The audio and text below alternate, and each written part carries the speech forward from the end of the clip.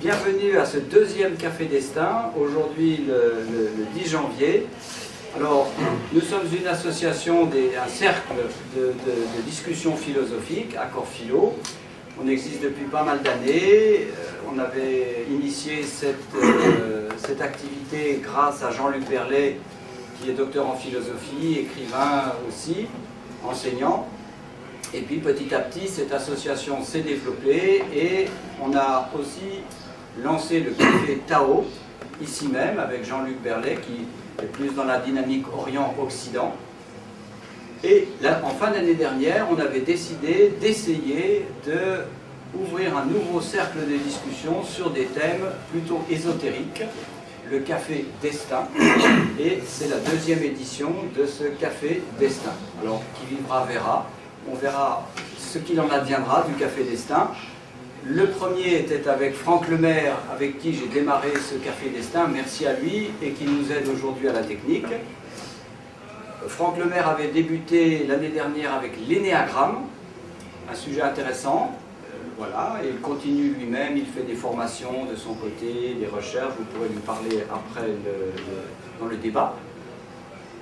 De l'autre côté, nous avons aujourd'hui Jean-Luc qui est là avec son Café Tao et qui va nous en parler tout de suite, là peut-être, si tu veux. Oui, juste pour vous dire que c'est samedi prochain, que le sujet qui a été choisi par un des participants, c'est un peu scientifique cette fois-ci. Il est plus facile de désintégrer un atome qu'un préjugé. Citation d'Albert Einstein. Mais on parlera évidemment des rapports entre la science occidentale et la philosophie du Tao. Et je citerai notamment Capra, Fritjof Capra, qui est un astrophysicien américain qui a écrit La physique du Tao. Donc, venez nombreux. Venez nombreux, venez nombreux. Ici même. Mais Même lieu, c'est à 16h. À 16h. Là, on a commencé un petit peu plus tôt, pour des tas de raisons pratiques. Pierre Texier venant de loin, on a souvent des intervenants qui viennent de loin. C'est un homme de la forêt de Brocéliande, Lorraine. À côté. Voilà, à côté. De Merlin l'Enchanteur. On le remercie d'avoir fait tout ce chemin. Qui vous souhaite le bonjour. Voilà. Vous faites des promenades en forêt j'ai l'ami qui a fait des promenades. Vous faites, vous organisez des promenades en forêt? J'organise pas, mais je sais que ça se fait, oui. Ah, c'est pas vous. J'organise pas personnellement, mais il y a des gens qui le font. Oui, il y a des druides encore qui sévissent en Bretagne. Marché qui le fait. Oui. Alors, je vais juste poser les règles du jeu avant de commencer le débat. On est dans un café philo, on est des gens cordiaux, conviviaux, donc tout doit bien se passer dans le respect des uns des autres. On va écouter l'intervenant qui va nous faire une présentation 40-50 minutes. On essaye de ne pas l'interrompre. Notez vos interrogations, vos remarques, évitez de l'interrompre. Et ensuite, dans le débat, on aura toujours cette règle du jeu. J'essaierai de coordonner le débat. On passera la parole à tour de rôle. Essayons de ne pas nous couper la parole. Essayons de respecter un peu l'écoute des uns des autres au mieux possible. Voilà. Hein, je pense que c'est naturel, il n'y a rien de particulier. Ça se passe dans tous les cafés philo un petit peu de la même façon, mais c'est gentil, merci d'essayer de respecter comme cela l'écoute de l'autre, et puis de laisser tourner la parole.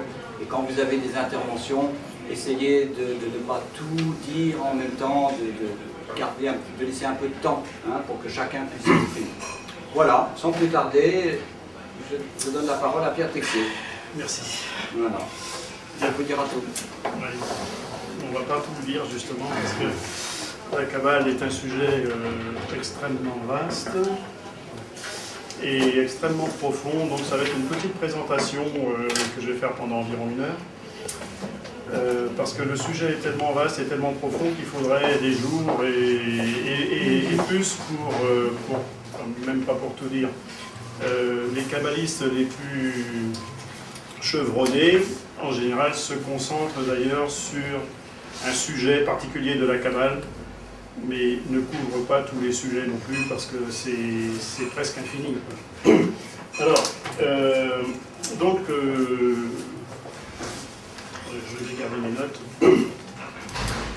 Alors, la Kabbale est la tradition mystique juive dont l'origine remonte dans la nuit des temps. Alors certains font remonter l'origine de la Kabbale à Moïse ou à Abraham, bonjour, à Abraham, voire à Adam et Ève. Alors on va revoir ça un petit peu plus en détail, mais donc ça remonte vraiment à la nuit des temps. Et donc au fil des siècles et des millénaires, il y a des personnes, des esprits particulièrement brillants qui ont amené, révélé des enseignements de base de la Kabbale. Ce sont surtout des rabbins juifs qui au fil des siècles ont écrit, enfin non, c'était d'abord une tradition orale en fait, pendant des siècles et des millénaires. Et là, je vais vous faire une présentation un peu historique, d'abord un petit peu d'histoire pour poser les bases de la Kabbale. Donc jusqu'à l'époque, une époque assez récente en fait, jusqu'au XIIe ou XIIIe siècle, la Kabbale était essentiellement une tradition orale. Et c'était exclusivement, presque, une tradition juive, mystique juive. C'est l'un des premiers... Bonjour. Bonjour. Donc,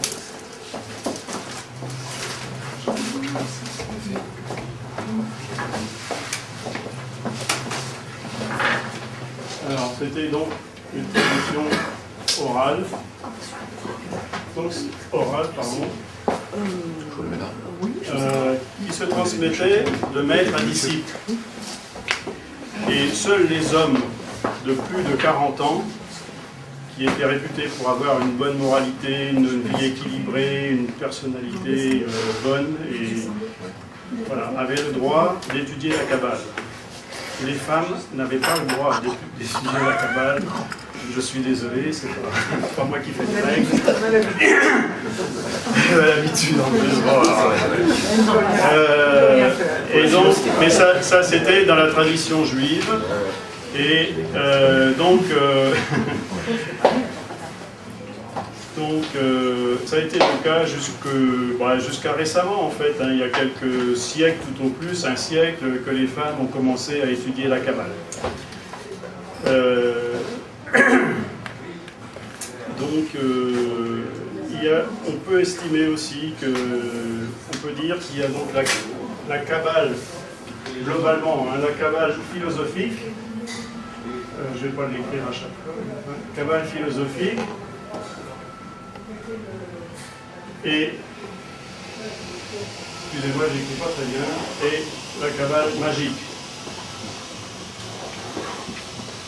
Enfin, ça n'est pas séparé de façon claire et nette comme ça, bien sûr, hein, parce que la Kabbale philosophique parle un peu de magie, et la Kabbale magique, forcément, a des éléments de philosophie.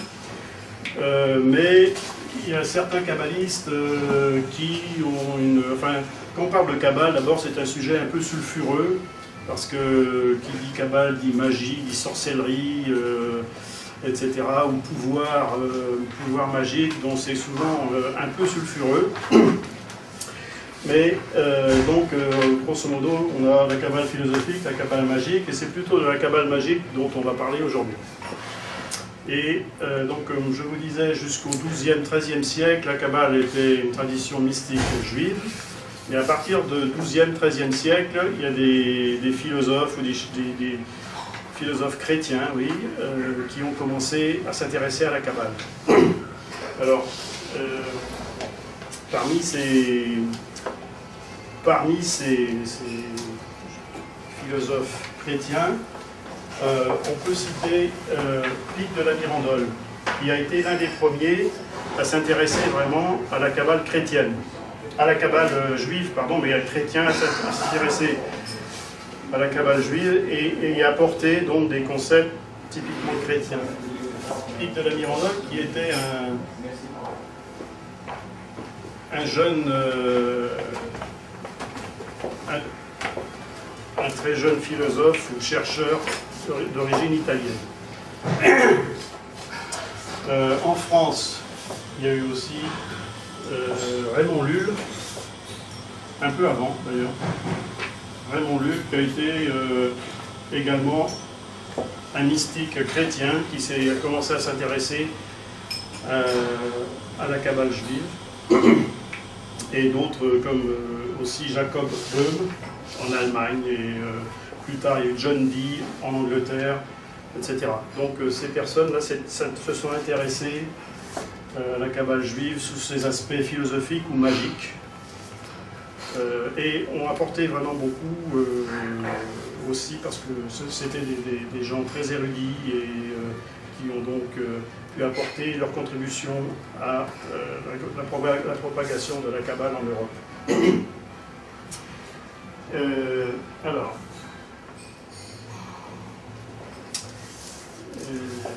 voilà. Donc ça c'est pour l'histoire. Alors depuis cette époque-là, après cette époque, au Moyen-Âge, la Kabbale est un petit peu tombée dans l'oubli, ou dans le... pas forcément dans l'oubli, mais elle a été un peu cachée parce que vu que c'était une tradition qui donnait des pouvoirs, des connaissances qui donnent des pouvoirs, les gens qui l'étudiaient n'avaient pas forcément envie d'être connus parce que forcément ils étaient accusés de sorcellerie, et on sait que pendant très longtemps il y a eu des chasses aux sorcières et beaucoup de femmes ou d'hommes, enfin de femmes surtout, accusées de sorcellerie finissaient sur le bûcher sur simple dénonciation.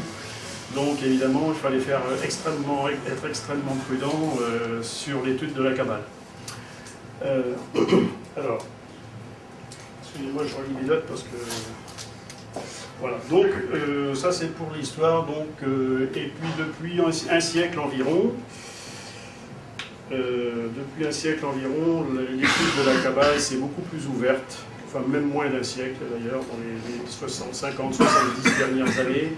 Il y a eu, par exemple, en France, il y a eu Papus, le docteur Gérard Ancos, qui a pas mal contribué à la propagation à l'enseignement de la Kabbale. D'autres, enfin, il y a plus récemment Papus, le docteur Gérard Ancos.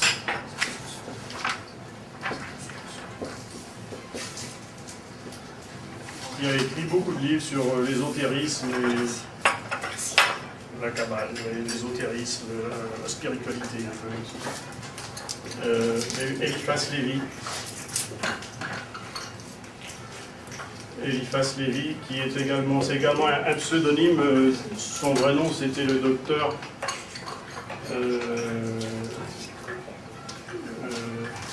C'est pas docteur.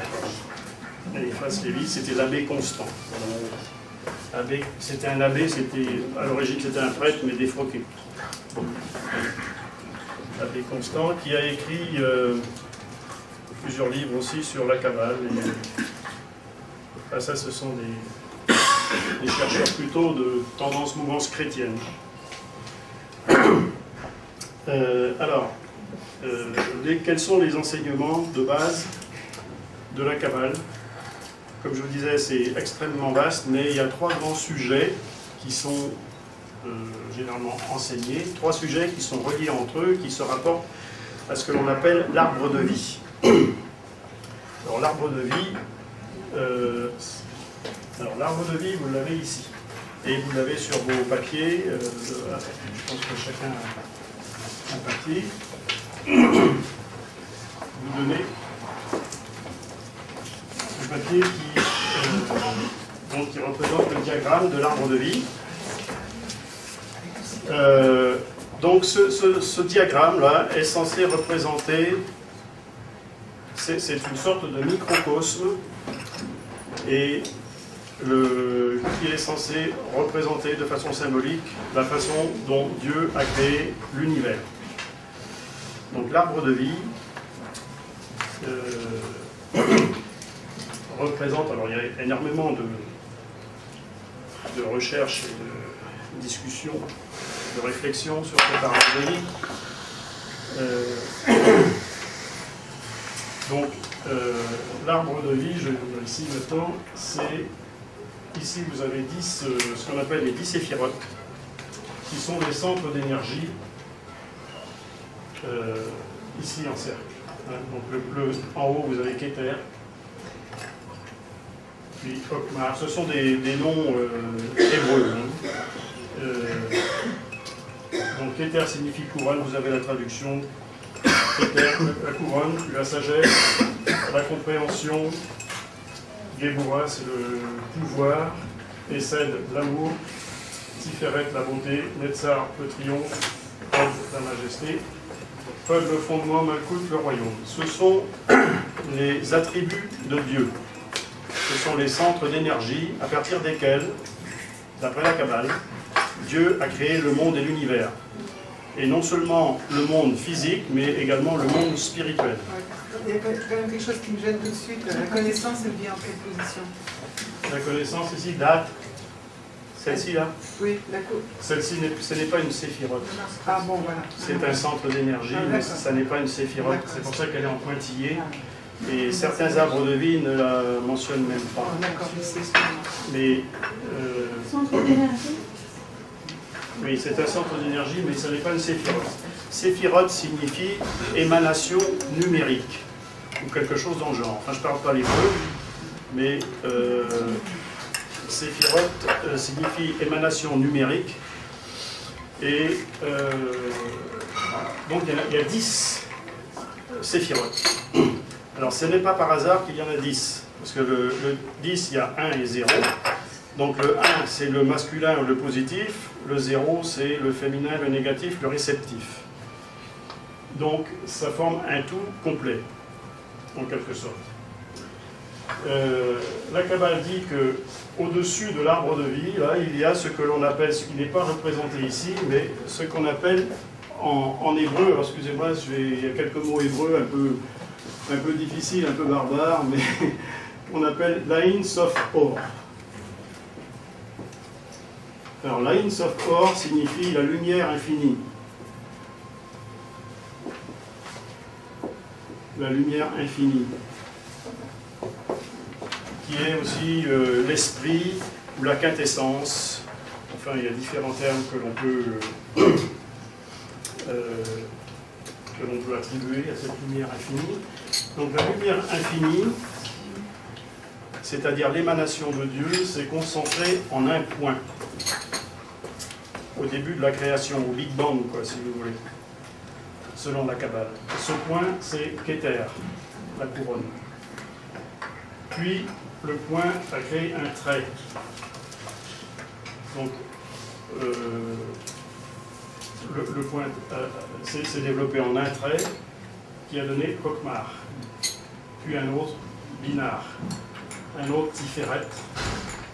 Non, pardon, c'est pas Tiferet, Binar, Hesed.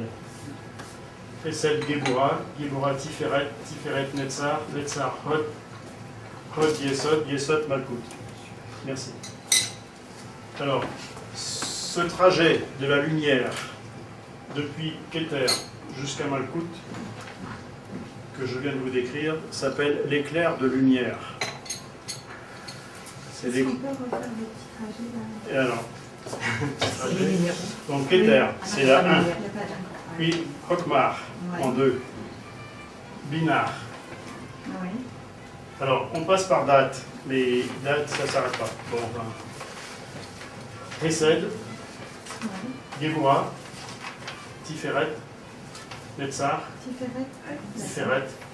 Enfin, je prends les mots hébreux, hein, mais oui. ça veut dire beauté, etc. Vous avez la traduction. Tiferet, Netzar, Hod, Yesod, Malkout. Alors, ces 10 centres, ces 10 séphirotes là sont en relation avec tout ce qui existe dans l'univers. C'est-à-dire que tout ce qui existe dans l'univers est symboliquement relié à l'arbre de vie. C'est pour ça que c'est le microcosme de tout le macrocosme. Et donc, cela forme en tout 32 éléments, c'est-à-dire vous avez 10 séphirotes et vous avez 22 chemins de lumière. Ces 32 éléments représentent les 32 plans de conscience de l'être humain. Enfin, 32 plans de conscience que l'être humain doit parcourir pour s'élever jusqu'à Dieu. Donc les kabbalistes, alors, le plan physique, ou le plan de la Terre, est en Malkout. Et donc, le kabbaliste va, par la méditation, par diverses techniques de méditation, s'élever de séphiroth en séphiroth en parcourant, en suivant les chemins, les sentiers de lumière pour arriver jusqu'à Keter, puis jusqu'à Dieu.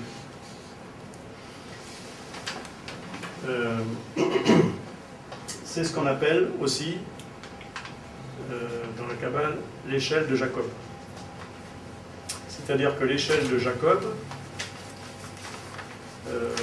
est symboliquement la représentation d'une ascension spirituelle, depuis Malkout jusqu'à Keter, et jusqu'à Dieu. Alors, à chaque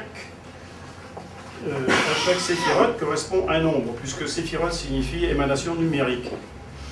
Et à chaque sentier de lumière correspond une lettre de l'alphabet hébreu. En commençant par le haut, vous avez la première lettre Aleph, Bet, Gimel, Dalet, etc. Alors, l'alphabet hébreu fait l'objet d'une étude très particulière parce que l'alphabet représente la parole. Il représente la parole de Dieu. La parole de Dieu Dieu a créé le monde et l'univers par sa parole. Donc l'alphabet est particulièrement, l'étude de l'alphabet hébreu sur le plan mystique est particulièrement important pour le kabbaliste. L'alphabet hébreu est composé de 22 lettres.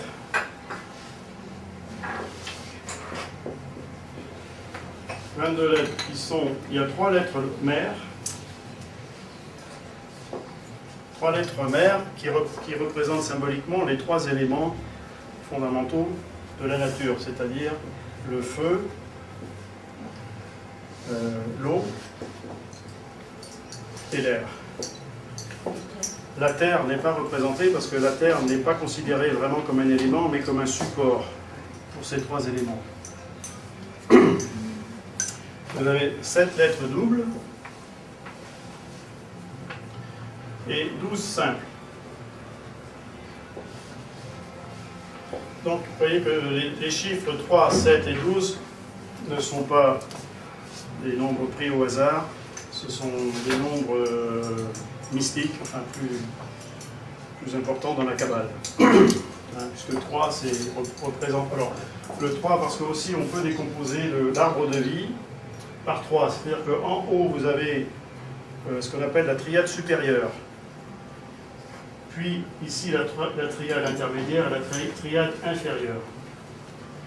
La triade supérieure correspond plus ou moins à ce qu'on appelle dans le christianisme la Trinité, c'est-à-dire le Père, le Fils, le Saint-Esprit. Voilà. Donc, alors, cet arbre de vie, je vais passer un petit peu, je ne suis pas trop mon plan, mais enfin... C'est de l'inspiration. Voilà, donc, là, alors, en fait, si on veut rentrer un peu plus dans les détails, il n'y a pas un arbre de vie, il y a 4 arbres de vie.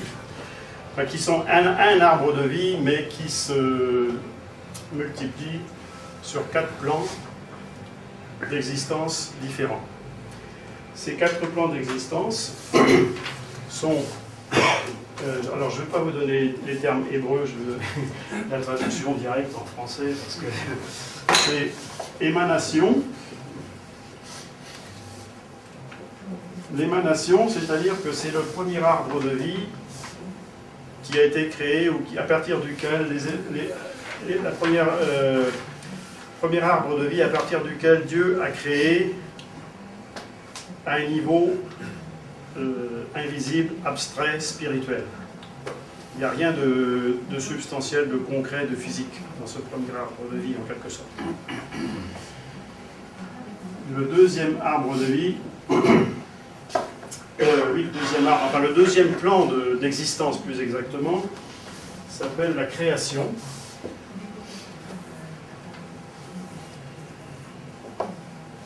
Ensuite, le troisième, c'est la formation. Et quatrième, l'action. Ce sont les 4 séquences.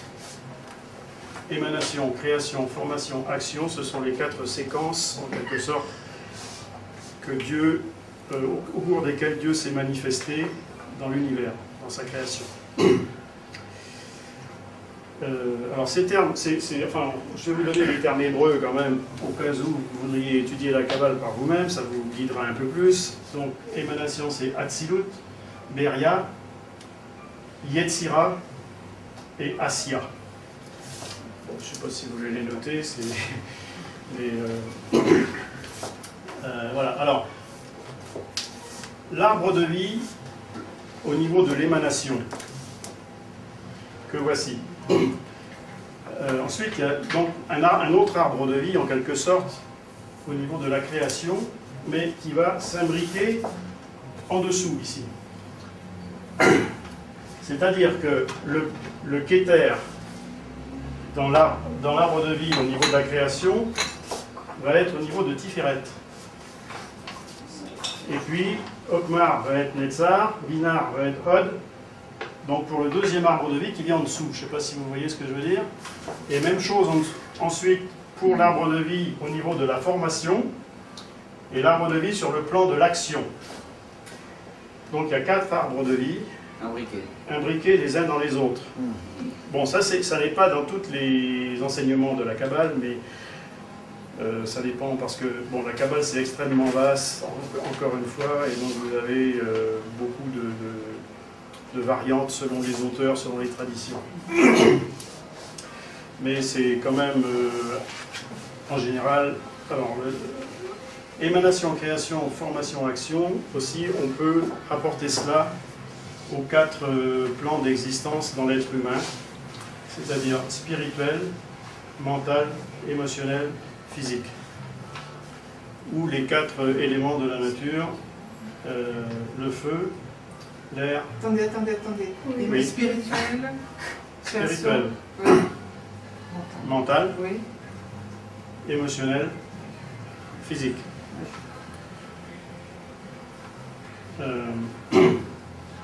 Ou les éléments feu, air, eau, terre.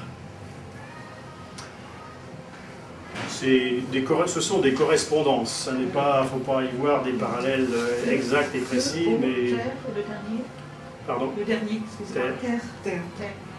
Alors le troisième, c'est quoi? Eau. Eau. Terre, eau, air, feu. Ah oui, j'oubliais. Et au-dessus, vous avez l'esprit, la quintessence. Oui. Feu, air, eau, terre. Non? C'est le contraire? Feu, Oui. air, Oui. eau, terre. Oui, oui. Voilà. Ou encore spirituel, mental, émotionnel, physique. Ce sont des systèmes de correspondance.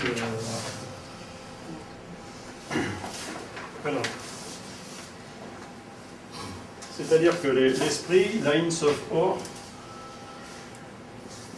qui est au-dessus ici, c'est l'esprit de Dieu. C'est-à-dire, c'est pas d'après la Kabbale. Ça n'est pas Dieu en personne, c'est l'énergie de Dieu, ou l'esprit de Dieu, qui s'appelle aussi, enfin, je vais vous donner quelques termes kabbalistiques, c'est peut-être pas, vous n'allez peut-être pas retenir, enfin, on appelle la Shekinah, qu'on appelle aussi parfois l'épouse de Dieu, mais qui est la contrepartie, donc féminine, mais énergétique de Dieu, à partir de laquelle Dieu a créé tout l'univers. La première manifestation de cette quintessence ou de l'esprit de Dieu s'est faite au niveau de l'émanation, puis de la création, puis de la formation, puis de l'action. Voilà. Ça va, vous permettez?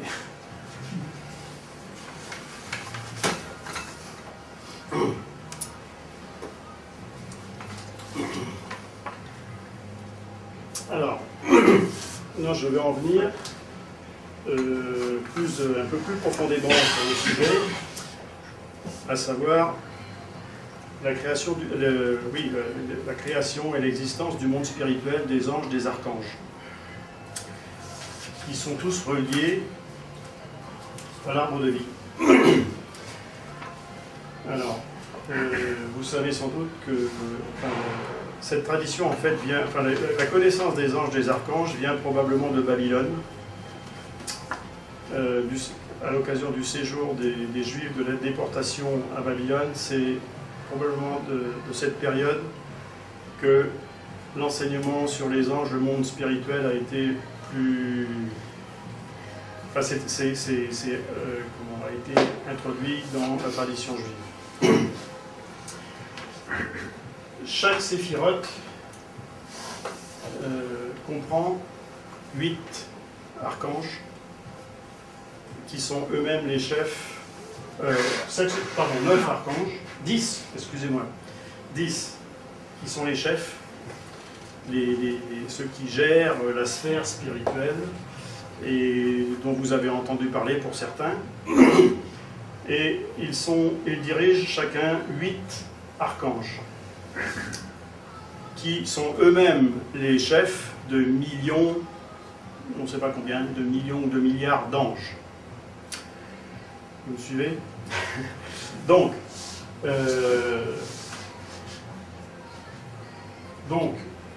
en haut ici, à Keter, la sphère spirituelle de Keter, qui est la plus proche de Dieu, est dirigée par l'archange Métatron. Je ne sais pas si vous avez entendu parler de ce monsieur. Métatron.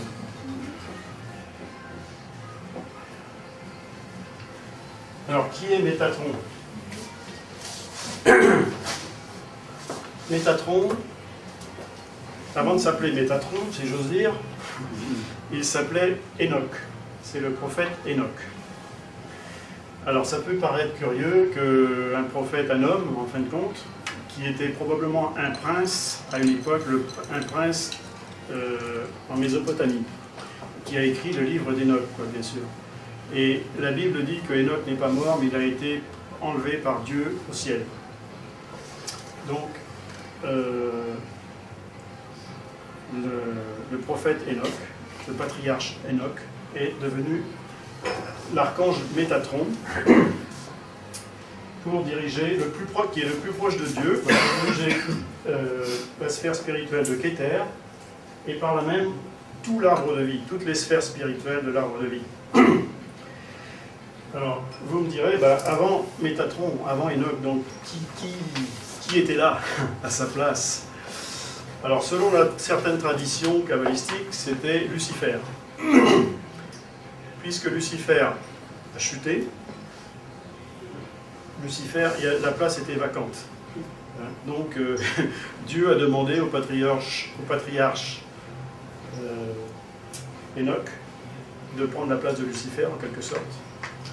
Et donc, il est devenu l'archange Métatron. Donc, il y a un livre qui s'appelle d'ailleurs le livre hébreu d'Enoch, qui décrit de façon très détaillée le processus par lequel Enoch est devenu l'archange. Enfin, il n'est pas devenu un archange, mais il a pris la place de Lucifer dans le monde spirituel. Donc ici, c'est la sphère spirituelle de Keter, dirigée par Métatron, s'appelle la sphère spirituelle des séraphins. Ce sont les séraphins qui sont... on va y revenir un peu après, mais voilà. Ensuite, ici, dans la deuxième sphère spirituelle, elle est dirigée par l'archange Raziel. Et ce sont les chérubins. Ce sont les chérubins. Et l'archange Raziel, ici, est, d'après certains kabbalistes, l'archange qui a enseigné la Kabbale à Adam et Ève. Puis à Moïse, puis à Noé, à Abraham, à Moïse, David, Salomon, etc. R-A-D-I-E-L. Pardon? R-A-D-I-E-L. R-A-Z-I-E-L. Raziel. Ah, Raziel. Oui, je vais les écrire.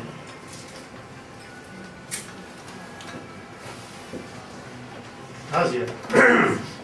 Ensuite, cette sphère spirituelle est dirigée par l'archange. Alors, il y a plusieurs noms. Parce que selon les livres, en fait, les livres de Kabbale ne sont pas tous cohérents et ils enseignent. Il y a des détails qui sont très différents les uns des autres. Donc, ici, parfois, on a l'archange Binaël, parfois Cassiel, parfois Tzafkiel. Bon, généralement, c'est Tzafkiel. Et ils s'appellent les êtres spirituels, enfin les archanges et les anges qui habitent ici, si j'ose dire, dans cette sphère spirituelle, sont les trônes. Donc c'est généralement Tzafkiel, mais ça peut changer parfois selon les auteurs. C'est pas Tzafkiel, parfois c'est Binaël, Cassiel, enfin bref. Ensuite, Hesed, ici, est dirigé par l'archange Tzadkiel. Attention, c'est presque le même nom. Tzadkiel. Et, excusez-moi, j'écris mal. Et ce sont ces êtres spirituels ici s'appellent des dominations. Ensuite, Géboura. En Géboura, ici, c'est l'archange Kamaël. Ce sont les puissances. C'est de cette sphère. Alors, lorsque Lucifer a chuté, selon la Bible, quand Lucifer a chuté, des archanges et des anges de toutes les sphères spirituelles ont chuté avec lui, ont été entraînés de toutes les sphères spirituelles, mais plus particulièrement de celle-ci. Pourquoi, je ne sais pas, mais enfin, j'ai une petite idée. Mais enfin, voilà, c'est donc de cette sphère spirituelle principalement, mais de toutes les autres sphères spirituelles, les anges, les archanges. Vous savez, on dit que Lucifer a entraîné un tiers des anges à sa suite. Donc c'est beaucoup quand même, il était des millions, des milliards, je ne sais pas. C'est principalement de cette sphère spirituelle qu'ils ont chuté, mais pas seulement, de toutes en fait. Alors ensuite, Tiferet, alors l'archange qui est en charge de la sphère spirituelle de Tiferet, vous le connaissez celui-là, enfin vous en avez entendu parler, c'est Michael. C'est Michael, mais dans certains livres de Kabbale, on dit que c'est Raphaël. Alors, vous choisissez, parce que je ne suis pas allé voir qui c'est, mais c'est l'un ou l'autre. Donc Michael, je pense plus pour Michael personnellement. Michael. Et vous n'avez pas appelé chez Comment Chez Bura. Oui, chez Bura, c'est le Géboura, oui. Kamaël. D'accord. C'est le lignage que je vois pas moi. Pardon? Voilà, c'est le lignage que je vois. Alors, ici ce sont donc ici ce sont les puissances. Les êtres spirituels s'appellent les puissances. Ici ce sont les vertus. Ensuite, de Netzar. Netzar ici c'est l'archange Hanaël.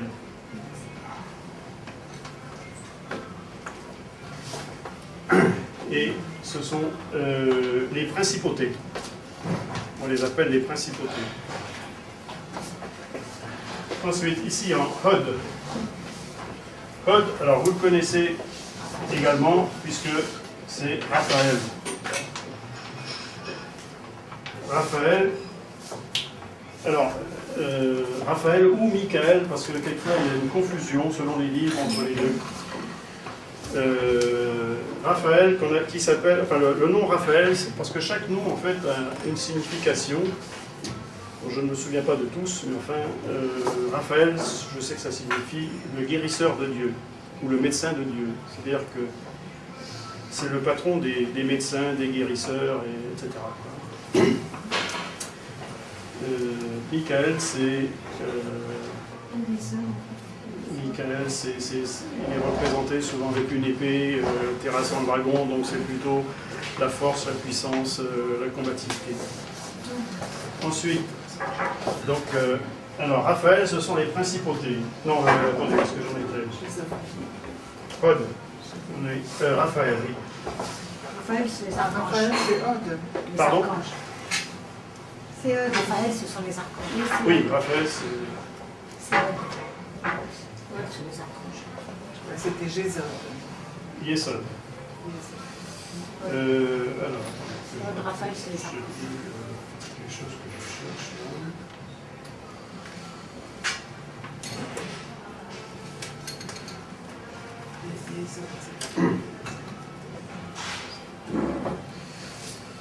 Oui.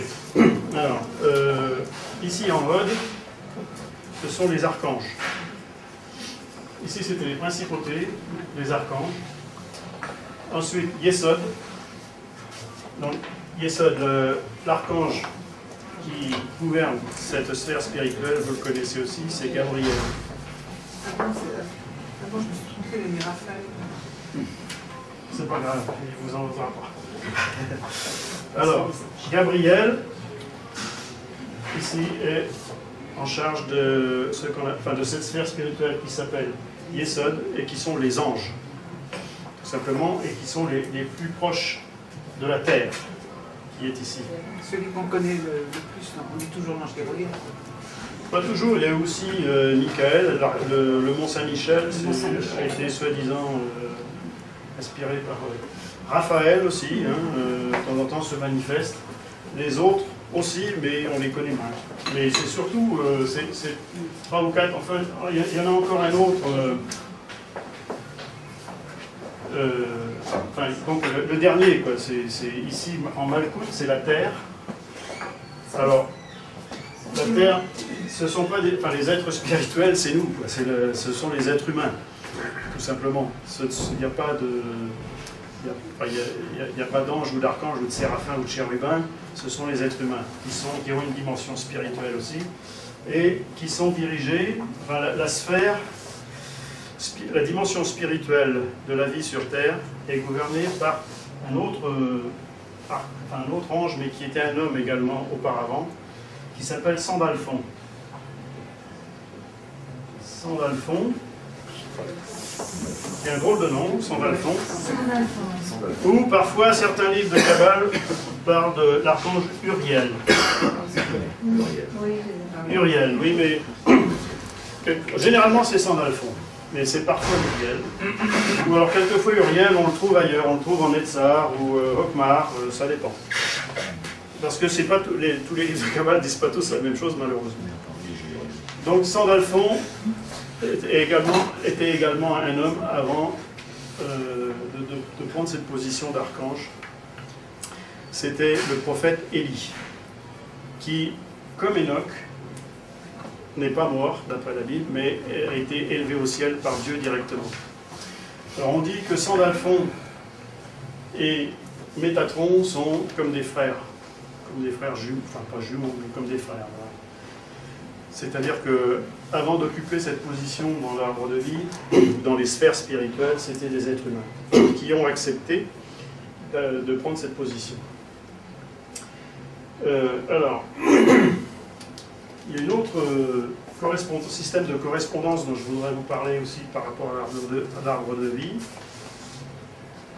C'est une correspondance avec les planètes du système solaire. Donc, dans la tradition juive, ou avant la découverte de Neptune et les 3 dernières planètes, Uranus, Neptune, Pluton, Keter correspond à ce qu'on appelait les premiers tourbillons. Les premiers tourbillons, c'est-à-dire les premiers tourbillons d'énergie à partir desquels tout le reste a été créé. Mais maintenant, Keter correspond à la planète Neptune. Hokmar était mis en correspondance avec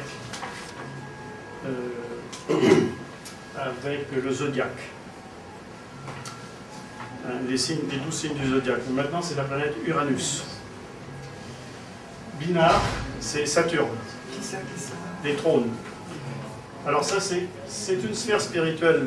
Enfin, toutes les sphères spirituelles sont très importantes, mais pour ceux qui pensent, pour ceux d'entre nous qui pensons ne pas avoir de chance, c'est à eux qu'il faut s'en prendre. si j'ose dire. Parce que en binaire, c'est le karma négatif qui est symbolisé en astrologie par Saturne. Donc, les kabbalistes qui pratiquent la kabbale magique vont spirituellement se connecter avec cette sphère spirituelle pour améliorer leur karma. Ici, en binaire.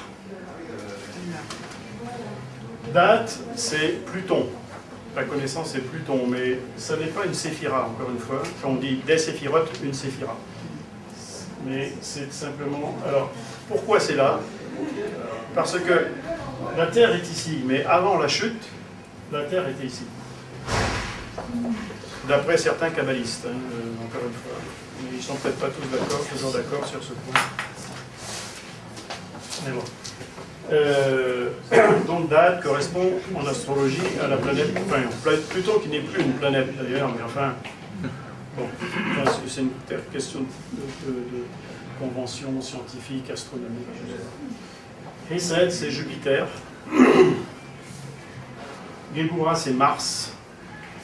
Alors,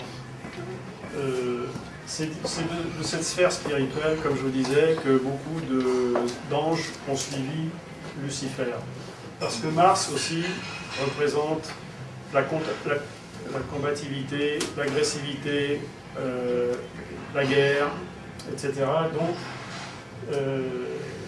c'est de cette sphère spirituelle que sont venus beaucoup d'anges déchus. Enfin, d'anges qui sont devenus déchus ensuite. Tiferet, c'est le soleil. Netzar, Vénus. Hod, Mercure. Alors, Netzar, Vénus. Netzar. Alors, le H se prononce comment Vénus. Vénus. Hod, Mercure. Yesod, la Lune. Et Malkout, c'est la Terre. Donc là, vous avez aussi 3 colonnes, en quelque sorte. Hein, si on regarde... Ici, vous avez ce qu'on appelle la colonne de la miséricorde, là où le pilier de la miséricorde, le pilier de la rigueur et le pilier de l'équilibre.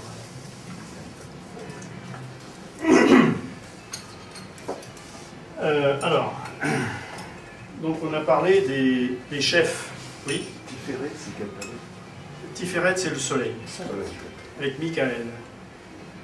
Rigueur et au milieu, pardon. L'équilibre. Et la lune, c'est le fondement. Le fondement. La lune, c'est le fondement, oui. Alors, on a parlé des chefs, si je puis dire, c'est-à-dire les archanges qui dirigent les différentes sphères spirituelles. Mais il y a 8 sous-chefs dans chaque sphère. Alors...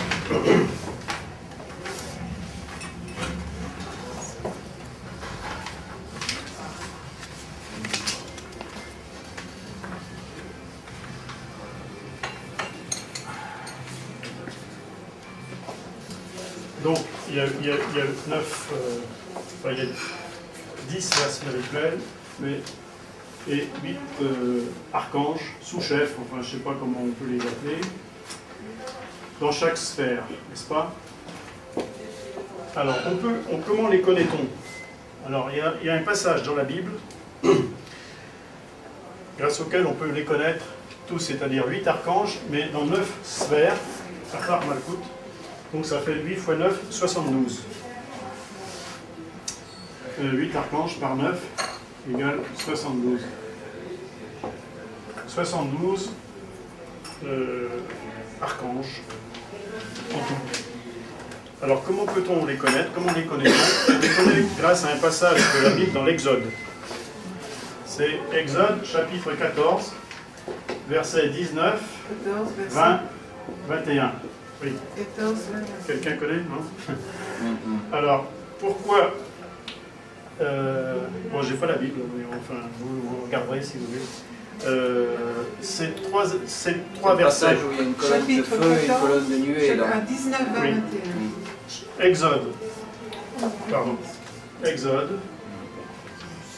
chapitre 14, versets 19, 20, 21. En hébreu, dans la langue d'origine de la Bible, chacun de ces versets comporte 72 lettres. 72 lettres.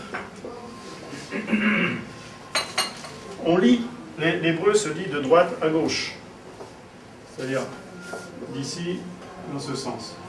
Donc vous avez 72 lettres pour le verset 19 que l'on va lire normalement de droite à gauche.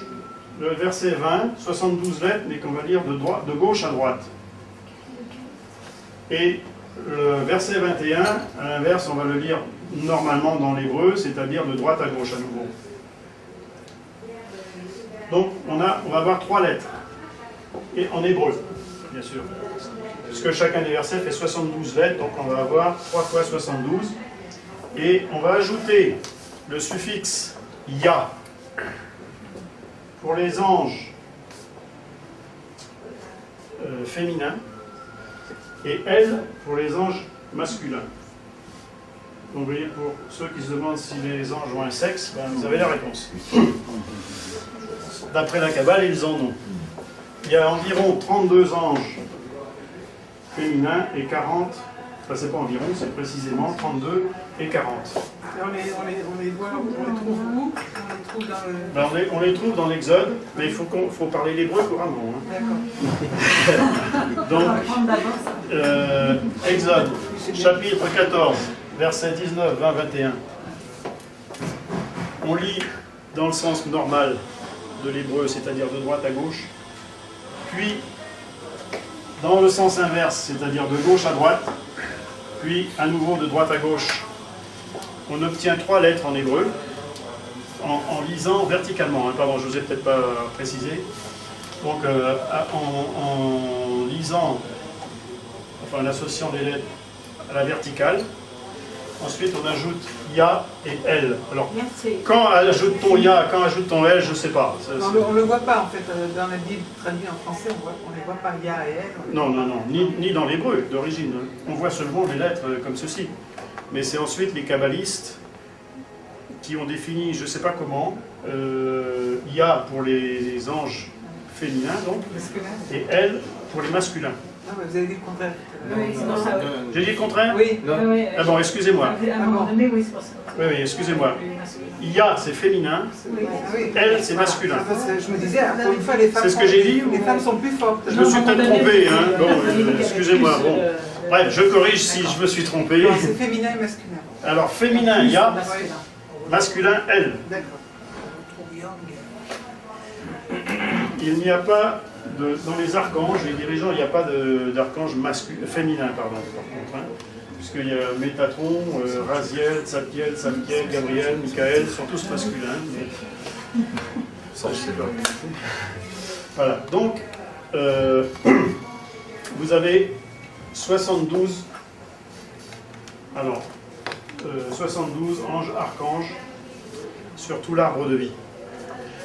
C'est grâce à ces archanges, les chefs et les 72, que soi-disant, par exemple, pour vous donner un exemple, Moïse aurait fait ses miracles. Vous savez, quand Moïse a ouvert la mer Rouge, d'après les kabbalistes, c'est parce qu'il avait le soutien, enfin il savait comment travailler avec ces anges, les archanges, les chérubins, les séraphins, les trônes, enfin toutes ces 72 êtres spirituels. Ça n'est pas le seul exemple, le seul cas, mais enfin voilà. Donc, Moïse, qui en avait une grande maîtrise apparemment, a pu faire des miracles extraordinaires, si l'on en croit la Bible.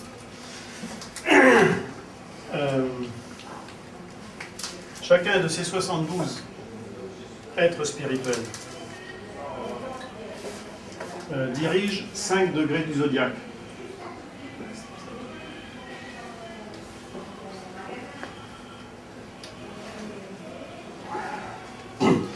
Donc, selon votre date de naissance, vous êtes sous l'influence de l'un de ces 72 êtres spirituels. Bon, vous allez me dire, ça nous fait une belle jambe, ça ne change rien à ma vie peut-être, mais si vous savez comment invoquer les anges, les archanges, vous pouvez obtenir de l'aide. Est-ce que vous y arrivez à marquer les archanges? Attends, on va brûler les étapes.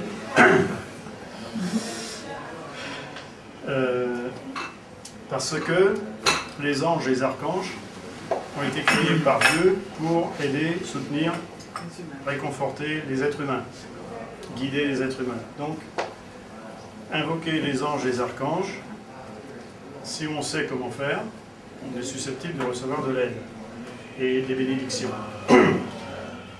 En fait, la plupart des, certains kabbalistes donc, qui gravissent l'échelle de Jacob, c'est-à-dire qui ascensionnent l'arbre de vie,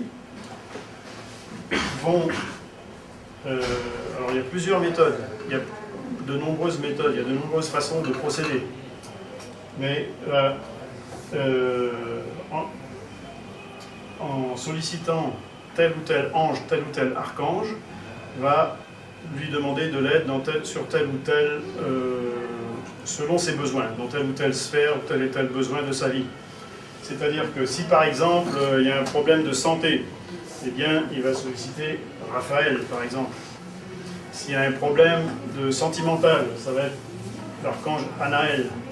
Si c'est un problème financier, il va plutôt demander Tzadkiel. Si c'est un problème de reconnaissance, ça va être Michael.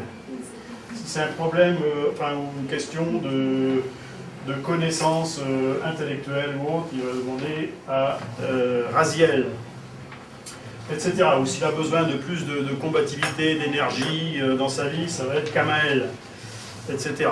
Ou à l'un des 72, également. Donc le kabbaliste averti connaît tout ça très bien et va savoir à quel ange ou archange s'adresser pour recevoir une aide précise pour le besoin ou la situation dans laquelle il se trouve. Alors, si vous voulez, je pense que vous allez vouloir, mais bon, si vous me donnez votre date de naissance, enfin le jour et le mois au moins, je vais vous dire qui est l'ange ou l'archange qui vous influence en quelque sorte. On peut sentir Moi, je vais vous le dire.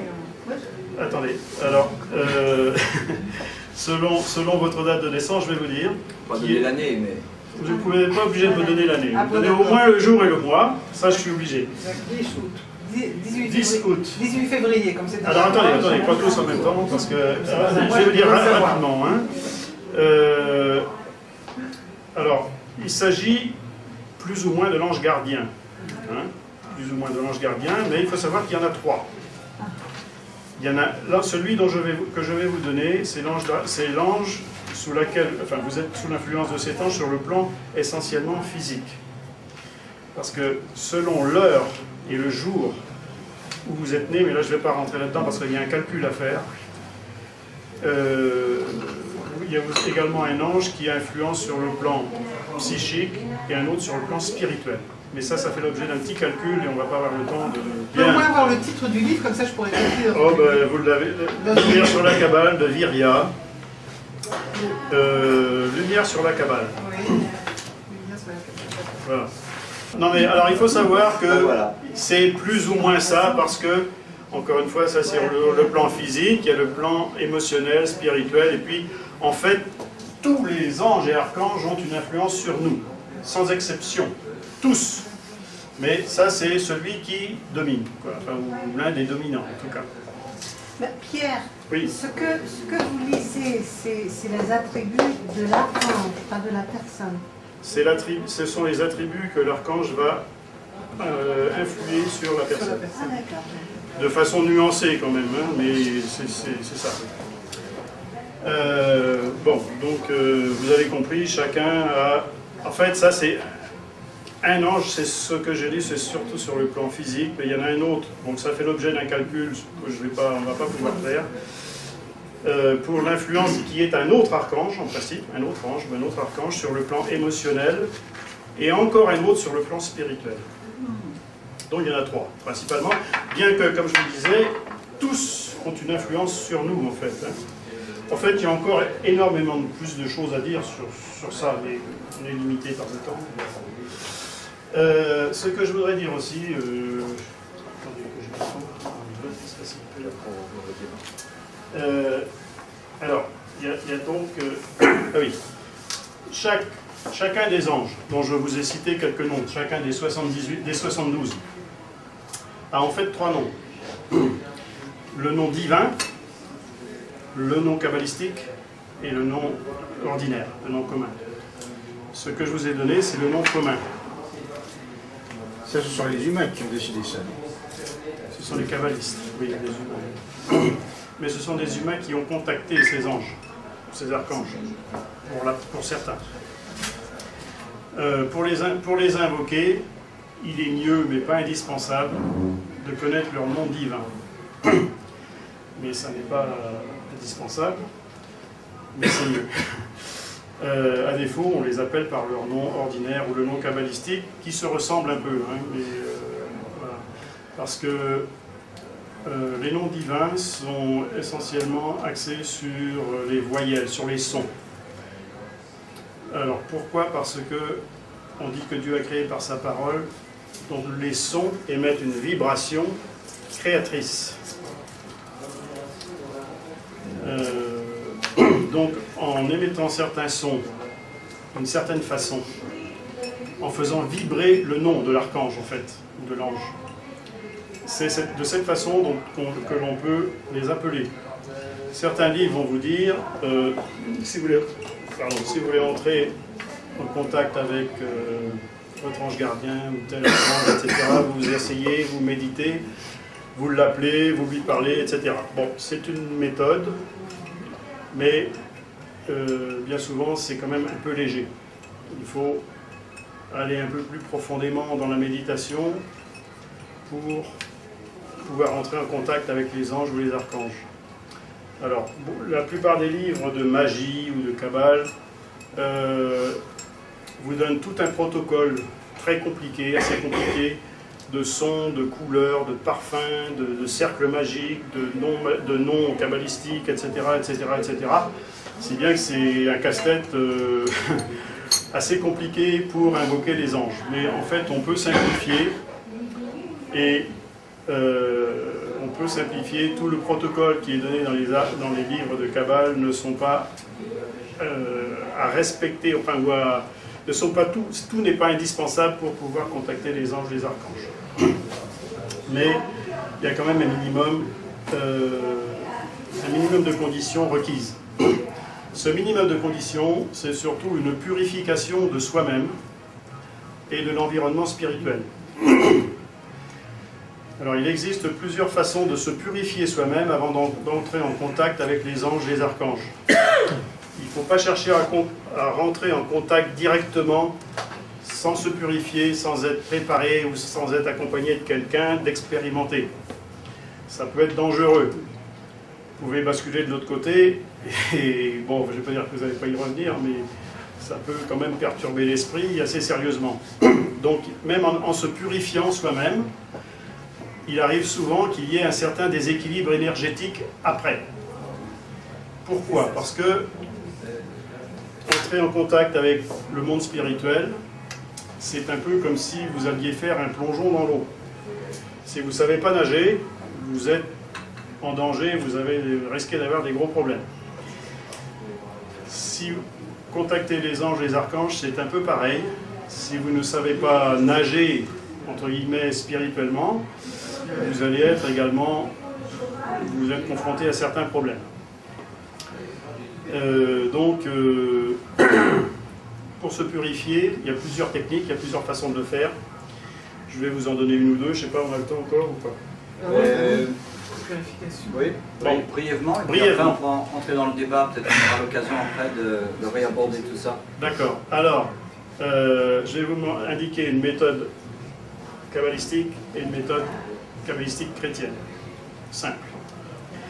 La méthode kabbalistique juive, si on veut, c'est de se purifier avec les lettres de l'alphabet hébreu, en visualisant certaines lettres et en les faisant pénétrer dans certaines parties du corps.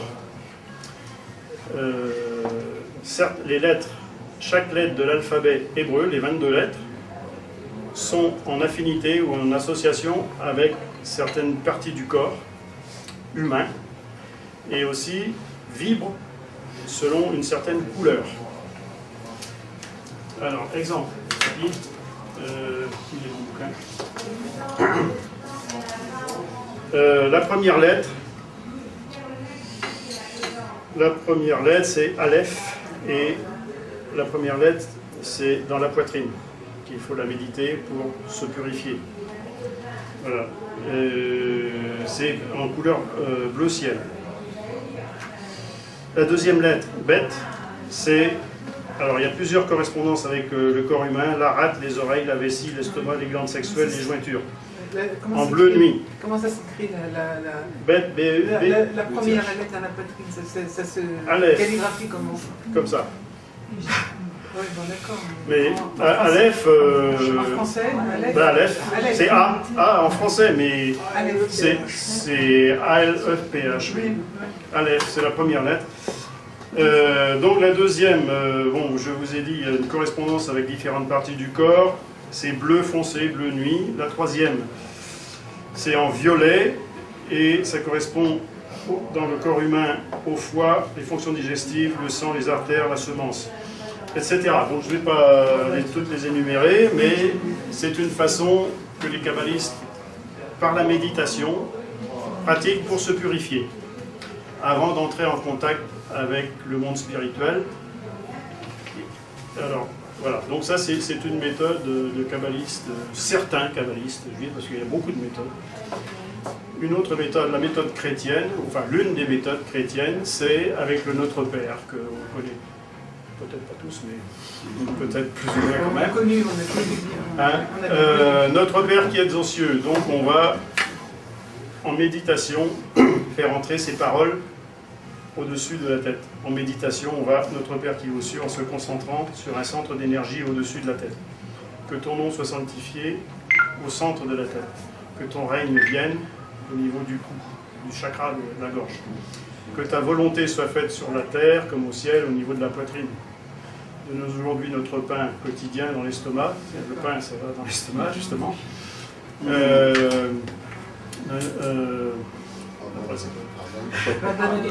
Pardonne-nous nos offenses, voilà, excusez-moi. Donc c'est au niveau de l'abdomen, parce que les ceux qui nous ont offensés. Ceux qui nous ont offensés, au niveau de l'abdomen, parce que l'abdomen est le centre des émotions. Donc les offenses sont accumulées souvent au niveau de l'abdomen. Ne nous soumets pas à la tentation au niveau des organes sexuels, parce que les tentations, ça vient souvent de là.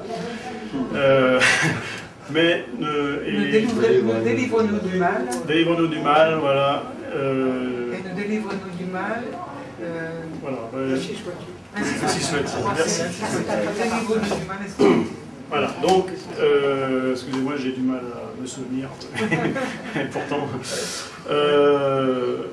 Voilà, donc ça, c'est une autre méthode de purification pour la Kabbale chrétienne, on va dire. Et aussi pour la purification de l'atmosphère autour de soi. Alors, il faut d'abord se purifier soi-même. Ça, c'est capital. Et autour de soi, alors il y a plusieurs façons aussi. On se dirige d'abord, on se tourne d'abord vers l'est, en invoquant l'archange Michael, je crois, et en dessinant un pentagramme avec les mains. Bon, il y a plusieurs méthodes. On se retourne ensuite vers le nord, on commence vers l'est, ensuite vers le nord, en purifiant l'atmosphère spirituelle, en dessinant un pentagramme, c'est-à-dire une étoile à 5 branches, en invoquant un archange à chaque fois. Je crois que c'est Michael à l'est, Raphaël au nord, non, Raphaël à l'est, Michael au sud, Gabriel à l'ouest et Uriel au nord. Je vais les écrire. Oui, est. Donc, est,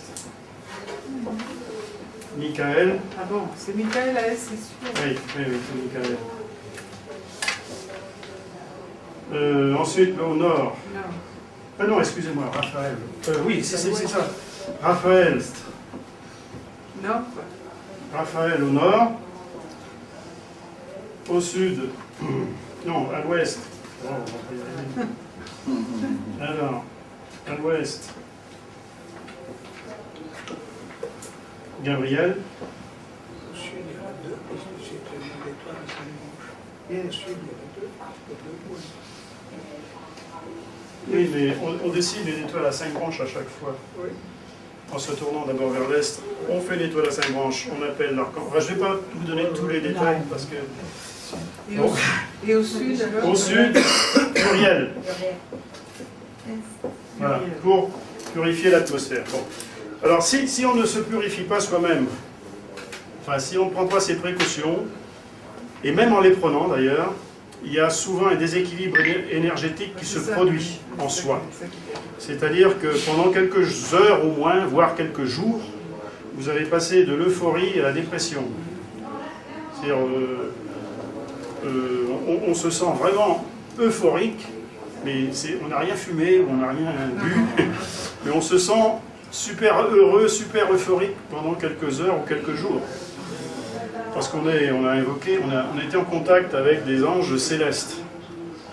Et puis, avant ou après, on va tomber en dépression, enfin, dépression, il ne faut pas exagérer, mais déprimé quand même, sérieusement, pendant quelques heures et quelques jours aussi. C'est normal, mais c'est parce qu'on ne s'est pas suffisamment purifié. Oui, mais ce genre de situation, ça se produit même sans invoquer les archanges. Oui, ça se produit aussi, mais quand on les a invoqués et que ça se produit, on sent qu'il y a une grosse différence. Oui, il faut savoir. On sent qu'il y a une grosse différence avec la vie de tous les jours. Parce qu'on est beaucoup plus euphorique, beaucoup plus déprimé que dans la vie ordinaire. Enfin, beaucoup... on ne va pas se suicider quand même. Enfin, comment? Oui, nettement, voilà. Et donc, je vais terminer sur un dernier point. Le pentagramme, c'est possible de le dessiner? Le pentagramme, oui. Voilà. Je suis là, oui, c'est ça. C'est ça le pentagramme. Mais que l'on dessine en face de soi. C'est-à-dire, on part ici en bas à gauche, on monte comme ça pour purifier l'atmosphère. Et on invoque l'archange en question. Utilisation sorcellerie d'ailleurs. Pardon? Utilisation sorcellerie. La sorcellerie, c'est le pentagramme inversé. Inversé, oui, c'est ça. Justement, c'est de ça que je veux parler pour conclure. Mais attention, ne pas faire ce dont je vais vous parler maintenant. Je vous mets en garde quand même parce que ça existe, mais c'est extrêmement dangereux. Déjà, là, on prend des risques un peu, mais bon.